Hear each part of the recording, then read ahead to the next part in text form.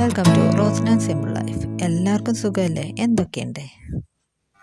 നമുക്കിന്നൊരു ചക്ക പുളിശ്ശേരി ഉണ്ടാക്കി. ഈ മാമ്പഴ പുളിശ്ശേരിയില്ലേ, അതേപോലെ തന്നെ ഒരു ചക്ക കൊണ്ടുള്ള പുളിശ്ശേരി. അതിന് പഴുത്ത ചക്കയാണ്, പഴുത്ത ചക്കച്ചുള.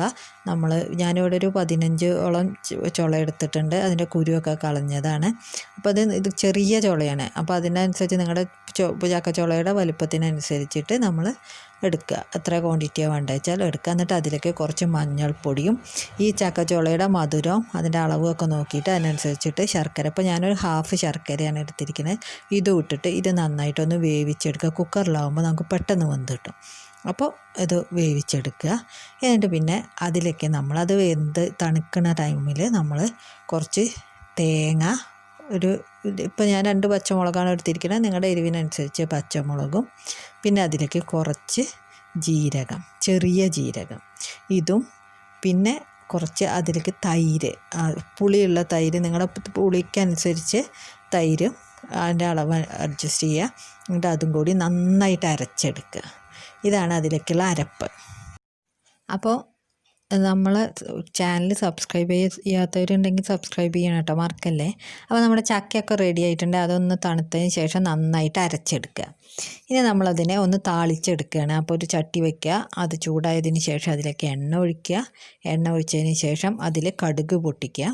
കടുക് പൊട്ടിച്ചതിന് ശേഷം നമ്മളതിലേക്ക് വറ്റൽമുളക്, ഉലുവ, കറിവേപ്പില. ഇതിൽ ഉലുവ നിങ്ങൾക്ക് ടേസ്റ്റ് ഇഷ്ടമാണെങ്കിൽ ഇട്ടാൽ മതി, നിർബന്ധമുള്ള കാര്യമല്ല. അപ്പോൾ അതൊക്കെ ഇട്ടതിന് ശേഷം നമ്മൾ അരച്ച് വെച്ചിരിക്കുന്ന ചക്ക അതും കൂടിയും ഇതിലേക്ക് ചേർത്ത് കൊടുക്കുക. എന്നിട്ട് അത് ഒന്ന് ചൂടായതിന് ശേഷം ആണ് നമ്മൾ തേങ്ങയുടെ അരപ്പ് ചേർക്കുക. അപ്പോൾ ആദ്യം ചക്ക അരച്ചത് ചേർത്ത് കൊടുക്കുക.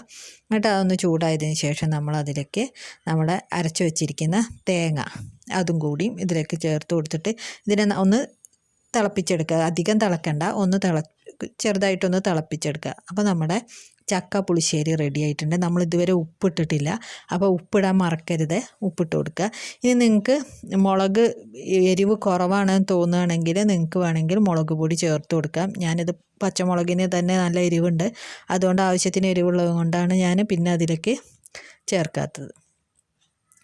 അപ്പോൾ നമ്മുടെ ചക്ക പുളിശ്ശേരി റെഡി ആയിട്ടുണ്ട്. ഇതെല്ലാവരും ട്രൈ ചെയ്ത് നോക്കണം. ഇത് മാമ്പഴ പുളിശ്ശേരിയൊക്കെ ഇഷ്ടമുള്ളവർക്ക് എന്തായാലും ഇത് തീർച്ചയായിട്ടും ഇഷ്ടമാവും. കുറച്ചൊരു മധുരമൊക്കെ ഉള്ള ഒരു കറിയാണല്ലോ. അപ്പോൾ എല്ലാവരും കമൻറ്റ് ബോക്സിൽ കമൻറ്റ് ചെയ്യുക, പിന്നെ ലൈക്ക് ചെയ്യുക, ഷെയർ ചെയ്യുക. ഒക്കെ പ്രത്യേകം പറയേണ്ടല്ലോ, എല്ലാവരും ചെയ്യുന്നറിയാം. എന്നാലും പിന്നെ സബ്സ്ക്രൈബ് ചെയ്യാത്തവരുണ്ടെങ്കിൽ സബ്സ്ക്രൈബ് ചെയ്യുക, ഒരിക്കൽ കൂടി പറയുകയാണ്. അപ്പോൾ നമുക്ക് വീണ്ടും ഒരു വീഡിയോ ആയിട്ട് കാണാം. അതുവരേക്കും bye. Thank you for watching.